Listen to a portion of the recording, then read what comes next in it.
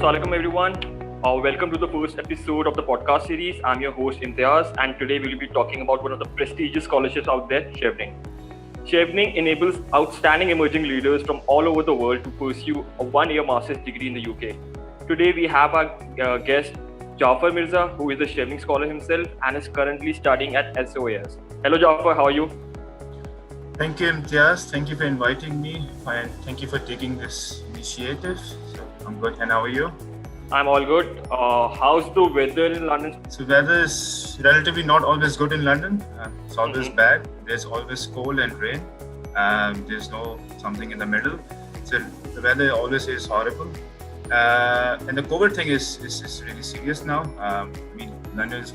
UK is one of those countries which is badly affected, and due to some mismanagement, the cases of COVID are much higher, and the death rate is also higher. So it seems we're going towards a second wave, and it's likely we also witness third wave as well. So not a very Hushain thing in UK. So Jafar, tell me one thing, how has COVID affected your studies?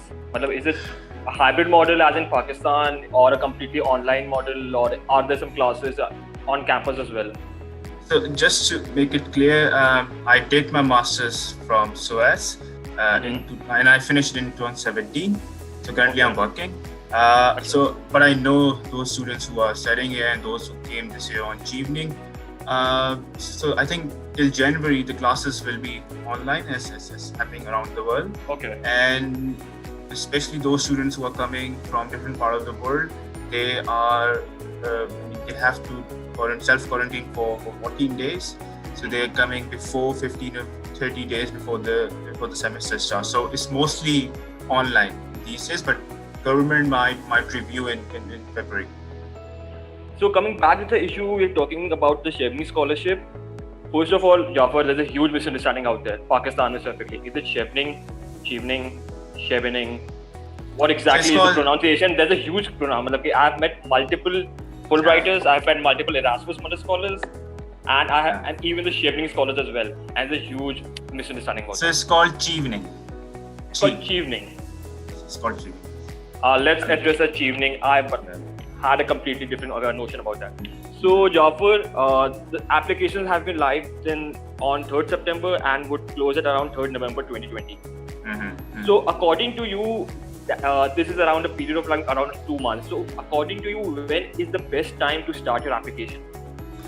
I mean, the good answer is the earlier you start is always better. But at least give yourself 30 days at least, because you write your essays and then you self-review and then you send your friends and ask them to review. But since we have very limited time now, so I think I would suggest start now if anybody's watching this video and they still have time. I mean, give it a try. And so ideally, give yourself 30 days and review these essays, because essays, as we discussed earlier, are the most important part of this application, and we'll come to that part as well.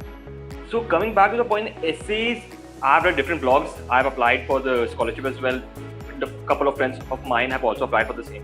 Essays are the one thing that bedazzle everyone, whether it's from a master's, whether it's from a graduate from LUMS, whether it's a graduate from IPA, whether it's a graduate from different universities. Okay? It is the one constant thing that is completely befuddling to everyone. So why don't you tell us about the essays, basically the breakdown, and how did you approach them? Okay, so this part could be a bit longer. So as I go into the detail about these essays. Sure. So one thing about Chevening is a very different sort of scholarship. It is not about your academic excellence. It is mostly about the way you do things and the way you have been doing things. For example, taking initiatives. So Chevening looks what Chevening. Those who are reviewing application and what Chevening is all about is quote unquote leadership. What have you done? Do you have potentials to improve and to bring change in your society? This sort of things they look for, which is not in the case in Fulbright or Commonwealth scholarship. They look for your academic excellence and etc. Chevening is more about your practical. Jafar, मतलब कि I just went through the information on this site. Leadership in itself is a very abstract term. For you, it could be a completely different thing. For me, working in a corporate environment, it's a completely different thing. For a person who is working in an NGO, it's a completely different thing. So, how can you exactly break down the whole components of leadership? Specifically, there is a particular essay on leadership essay as well. So tell me, how did you approach it? So I have reviewed couple of applications about specifically the essay on leadership. So there's one misconception about when people write about leadership in the essays, they sometimes try to give the definition of leadership, which they are not looking for. I mean, they know what is leadership. What they're looking for, the potential, the abilities, the skills you have, which is linked to the leadership area. So to approach this essay, the first thing is, you have to show in your essays the initiatives you have taken. And in those initiatives, you have to somehow imply, you have to somehow write that whatever the roles you were part, there were, so for example, how did you achieve those tasks? And you have to show that by achieving some XYZ task, this is a kind of, you were taking the lead. And leading is one of the attributes of leadership. And for example, you started a project. And initiatives is one of the attributes, one of the aspects of leadership. So you have to give the examples, and between the lines, you have to show that those were the leadership skills that you portrayed, you showed, or you displayed during those initiatives you have taken. When you are writing on leadership, people, for example, write, what their organizations have done. What they have to do, they have to write what he or she has done, not their organization. I understand not everybody is on the, it's not the CEO or the director. Some are working assistants and etc. But you have to somehow write in a way, even if you are working as an assistant, you have to write in the way that you took the initiative and you were part of the project where you were contributing significantly. So this is something one has to keep it in mind. There's a huge misconception or a critique of these essays specifically for scholarships. Going over through some of the blogs, there is a very common notion that the struggle, or say for example the leadership, is highly romanticized in the first place, and secondly the steps that one takes are highly exaggerated. So how do you maintain a balance between the reality and the exaggeration? Those who are reviewing these essays, they understand somehow who is exaggerating, and when they do interview, they also cross-check it. For example, when you write these essays, so your essays should also validate or corroborate your CV as well, and whatever initiatives you are taking. As a part of the job, it must be on your CV. So mostly those who exaggerate, they forget sometimes to add in their CV whatever the initiatives were. So the first thing is that your CV and your essays must be synced, and I would always recommend. Of course, you write your case, you present your case, but try to be. Those who are reviewing your essay, they must know that this person has a potential. This person has done some remarkable things. Do not give the impression that this person doesn't need anything. He's already a leader. Why should we bring him in? And he has built a very vibrant and strong networking. So why do we need to bring him here?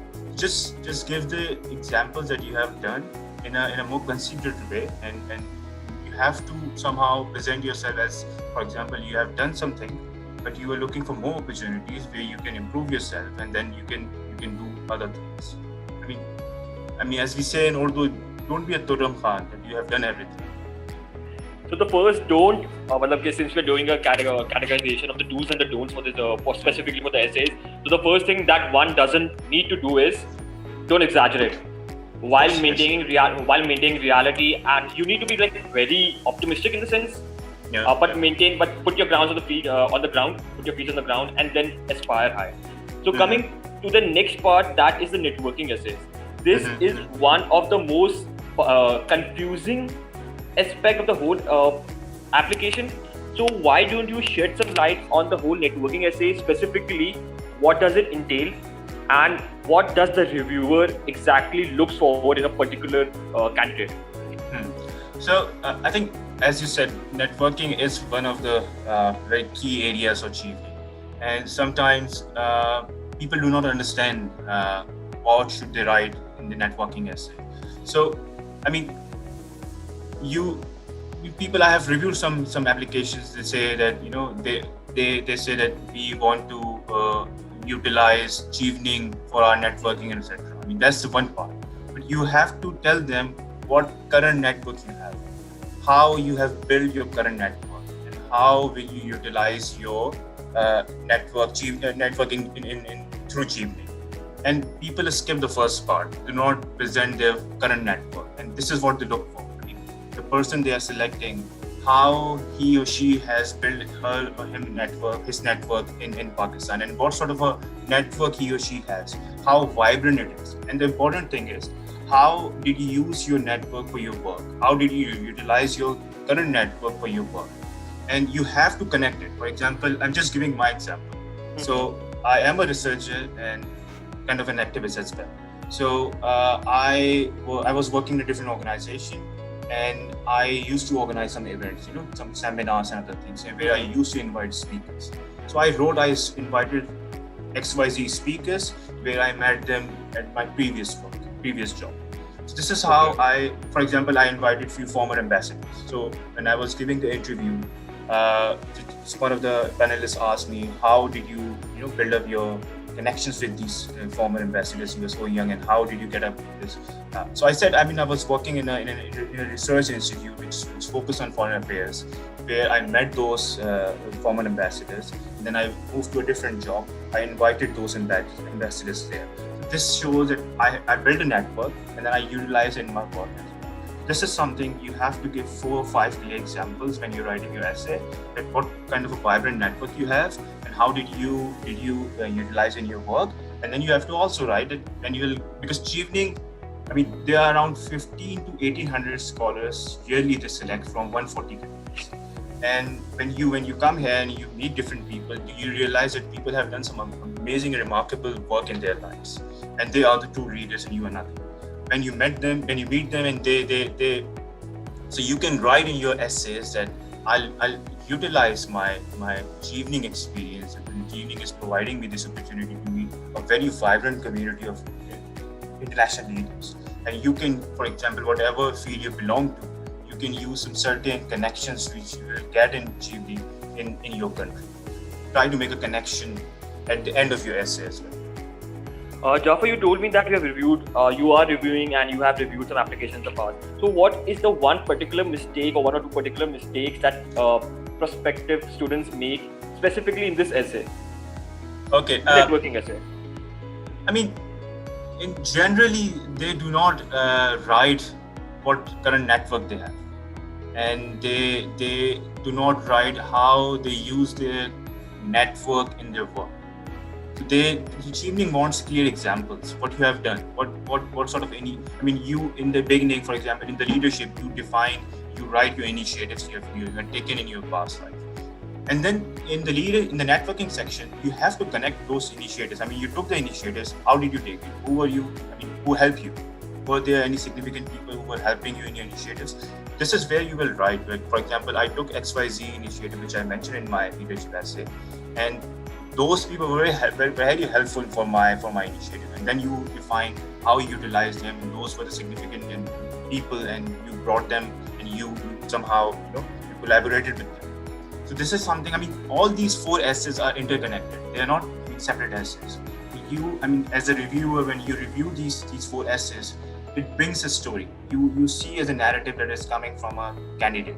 So all these 4 essays are interconnected. Whatever you're writing in leadership should have a connection with your networking section as well, because you're not taking initiatives alone or separately in isolation. There are people who you are collaborating, and you're bringing change in the society. This is something you have to keep in mind. Since the 4 essays are more or less interconnected, or I would say a series of connections, मतलब कि it's much more of a linear progression rather than an individual part being a complete separate portion as compared to the other three essays. So why Correct. don't we move ahead to the third essay, that is your career course choice? As far as the course choice are concerned, can you please elaborate a bit about the nature of the courses that you have, and that I have noticed a bit of a technicality in this whole part. Specifically, you're choosing three different courses, you're choosing three different universities. Can you please shed a bit of light on that? Sure.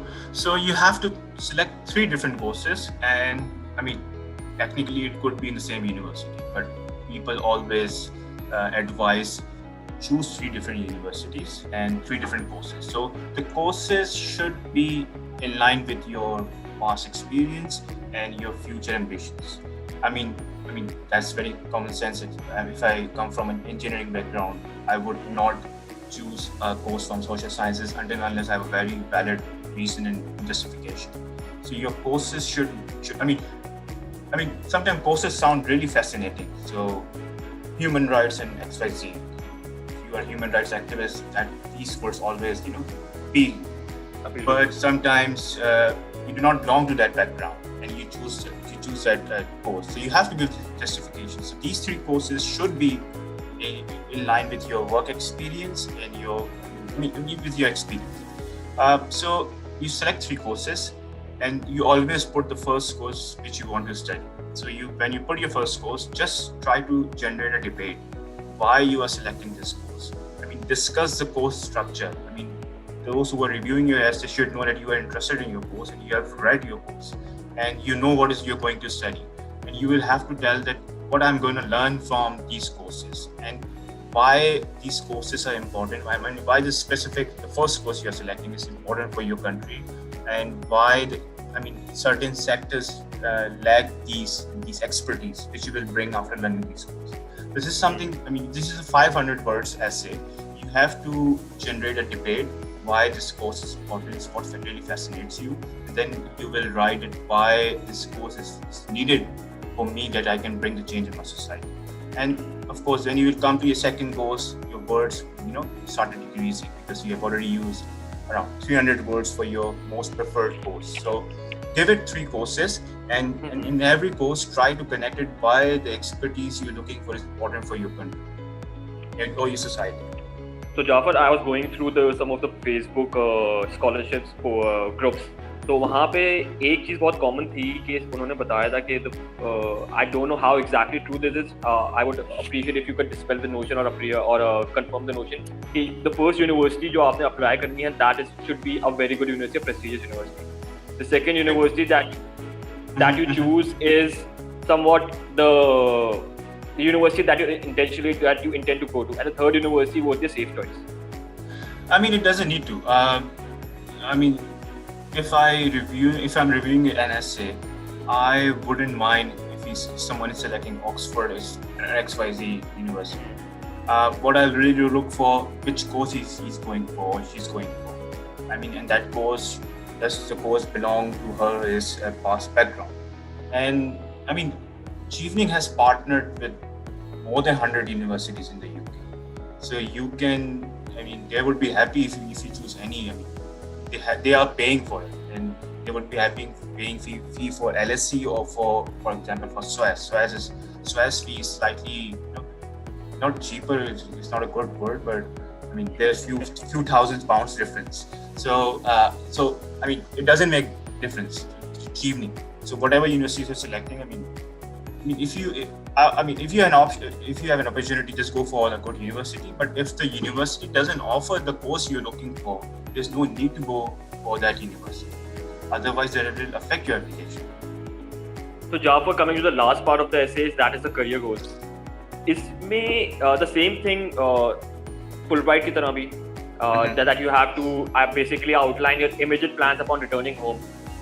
So what exactly is the strategy going forward, specifically in this part? I always recommend just give 4 or 5 clear career goals, for example, and that could be, for example, giving my example again. For example, when I was writing my career goals and I've written everything, I gave, for example, I'll be not giving the exact words, but I'll be going in research. And then I can also teach after studying these courses, and I also can teach in some universities in Pakistan. And then I can also initiate some research projects independently. Then I can also set up, an institution for working an institution working on religious extremism, etc., etc. So just give 4 or 5 clear examples what you are going to do after your studies. I mean, it gives a good impression that the person is very much determined, and she knows what she's going to do when she returns. So this gives 4 or 5 clear career goals, and it shouldn't be like I'll come and I'll become the Prime Minister of Pakistan. Just say I'll come and I'll join study, I'll join research, teaching, etc., etc. And depends on your field. So just you know what 4 or 5 options you have.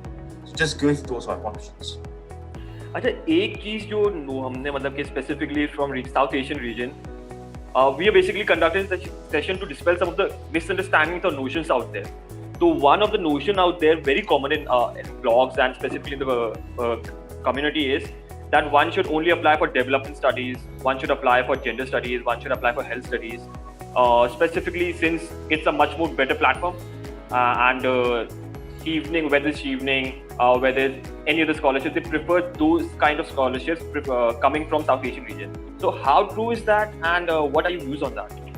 And I think I also add, there's also a misconception which someone shared with me, that evening gives scholarship to only liberals and lefties, and they do not give scholarships to righties. But that was my next question, by the way. That was my next question. Without giving a name, a very prominent journalist who works in one of the biggest media houses in Pakistan came on Jeevning, studied at SOAS, and he's one of the very regressive kind of a person we have on Twitter these days, but I would not name. So that's a misconception. No, that's not correct. And in my batch, I have a friend who studied petroleum, and you can understand, with no offense, but petroleum is one of the very boring studies I would go for. But he was studying petroleum, and there were other people who were studying engineering, and so business and etc., etc. So this is completely a misleading and misconception about Jeevning. Because one thing you have to remember, when you're applying for anything, just go to DFID, which is Department for International Development, which is now merged with Foreign Commonwealth Office. Just go there, go to Pakistani section, and look at what are the areas in which, this is a very important point, what are the areas in which DFID is working in Pakistan, where they are investing money. For example, if they are investing money in petroleum or engineering or development side, you have to pick those areas and you have to write in your areas, for example, in your essays, that whatever course you are selecting that falls into the category where DFID is investing. That makes your application very strong. And I think, if I'm not wrong, they also ask you the question that how is connected to the DFID work, your area of study. So it doesn't matter whatever your background. Some subjects really sound really fashionable, but again, if DFID is working in certain areas and it comes in your area, it doesn't make any difference. You can apply. So one of the things that the listener must certainly do is go to the sites mentioned by Jafar and look at the project that they're doing. It basically adds weightage to your entire application. So coming to the next to the point, Jafar, we have discussed the do's and the don'ts of the most important aspect of the whole application, that is the essays. What are some of the other mistakes that you had made, or your friends had made, or the review applications that you review possibly make? And why did you list them down, and then we proceed ahead? One thing I would suggest to do, and then I'll come to don'ts. Your application should be more engaging.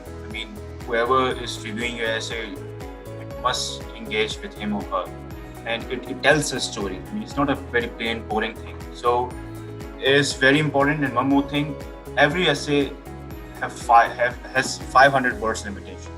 And people sometimes do not utilize that space. And it is very important part. Do not write 300 words. Write between 470 to 500 words, because these words, these assets can give you the scholarship, nothing else. So just to make sure that you utilize that space, the words they are giving you, and do not, give it like 200 words essay. It gives a very bad impression. It either tells that you don't have to tell anything, or you are being very careless. You think that you have very strong profile. So just remember one. The other thing is, as we discussed in the beginning, that do not give the definition of leadership. Just give them examples, very clear practical examples, and imply or write the initiatives you have taken through the leadership skills you have. You showed during your initiatives, by instead of giving an abstract or clear example. For example, just you're writing, for example, this is what leadership is, this is what Oxford University says leadership is. And just try to avoid some of the lines, for example, as I stated. I've read in the applications they say, as I stated previously. No, don't write it, because it implies that you are this repetition there now, and you are giving those examples again. And one more thing, very important part: Chevening does not consider the class you belong. So do not pretend you are very poor and you need this scholarship. You have to tell them that you are looking for an opportunity. You have skills and potentials and everything. All you need is an opportunity. You're not looking for aid. So that's the point you have when you're writing your application. That's the mindset you have to go through. You should go through. And you should be very clear with your plans, as we discussed. They ask about what would you learn. So just say that you will come here and learn from this environment, but don't be. British culture is not everything. Just give a space, and you will say that you will learn with different scholars and others. Your application should not be general. It should be very specific. Examples should be there and very clear, not general. So achieving an application should not be general. And as I said, just avoid some jargons, some unnecessary expressions. Utilize those 500 words, and read the questions very carefully, because this is where you know what they are asking.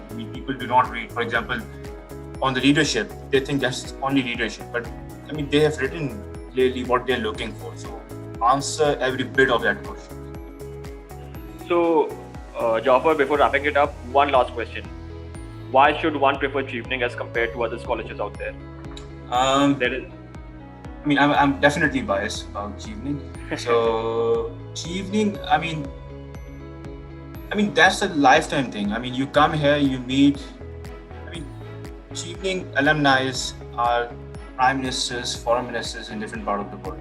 So you have this opportunity. Benazir came on Chevening. So you have this opportunity to come here, and Chevening also brings lots of bureaucrats around the world, including Pakistan. And if you're working in a social sector, for example, and you come here and you meet with those bureaucrats and you go back to your country, you need sometimes those bureaucrats for your work.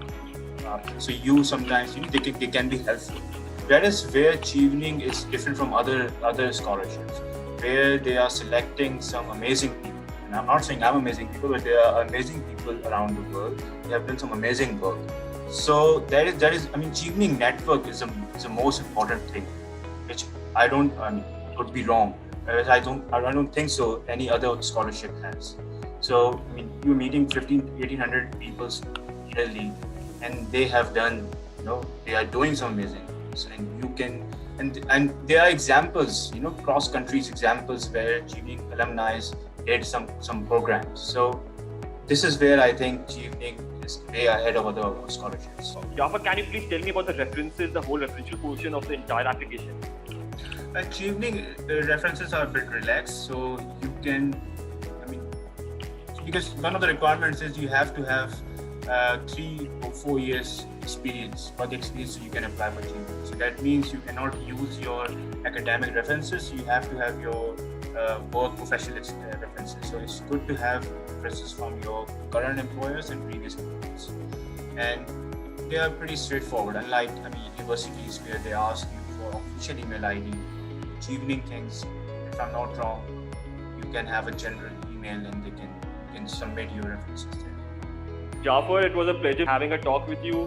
Hopefully, you will guide the entire future Chevening scholars and basically review their applications and allow other people to have the same opportunity that you have encountered as well.